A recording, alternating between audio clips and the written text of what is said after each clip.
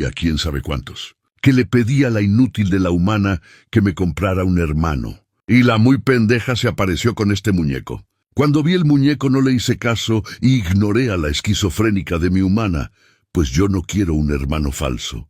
Ya no sé en qué idioma decirle que quiero un gato, pero un gato de verdad, no un juguete. Como le ignoré el gato ese todo falso, se puso sentimental y triste.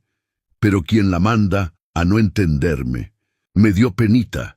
Entonces la allanté, jugando un chin con el gato falso, pero que no se acostumbre que mañana me hago el loco y ni lo miro.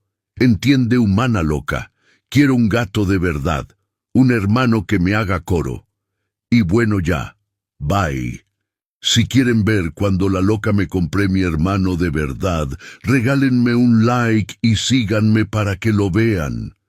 Besos, bye ya.